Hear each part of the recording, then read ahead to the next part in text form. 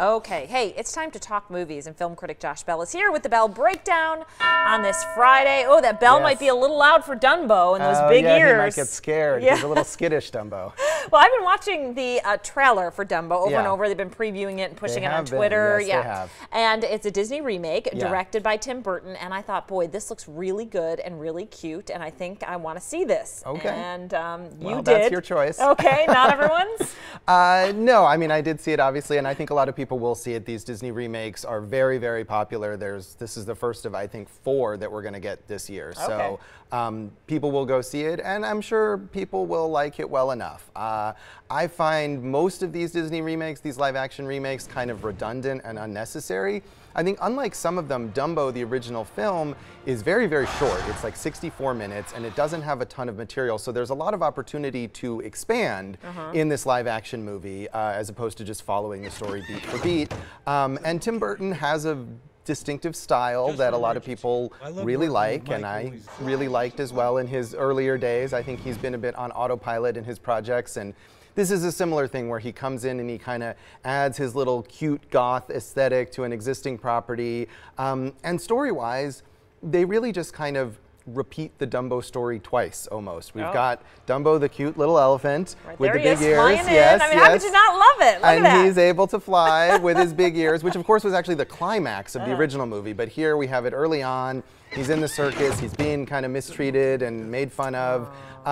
But then the circus gets bought by a bigger circus. Michael Keaton plays this kind of impresario who seems maybe like influenced by Walt Disney a little bit. And it's this big enterprise, and Dumbo becomes sort of part of a corporate machine. And we go through essentially the same story again. He's being exploited, and the little kids who love him, who are the most boring little kids in movies, they kind of have to free Dumbo from the confines of this evil, not really that evil though, but semi-evil amusement park place. Is that Danny DeVito? And Danny DeVito is the initial ringmaster. And that's the thing about this movie is we kind of get Danny DeVito as the ringmaster in the small circus. We had the first half, that's one kind of story, and then he kind of gets pushed aside for the Michael Keaton character. And both of them are entertaining. They've worked with Tim Burton a bunch, and they are having fun with the roles. But the central kids, like I said, they're just really dull. There's barely any character to them.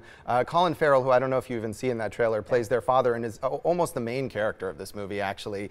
He's a World War I veteran, and it's set in 1919, but there's really no resonance there, and it just, again, it feels like they're on autopilot here. Tim Burton does his Burton thing, and Disney says, here's a property, we got to do something with it, and there you go.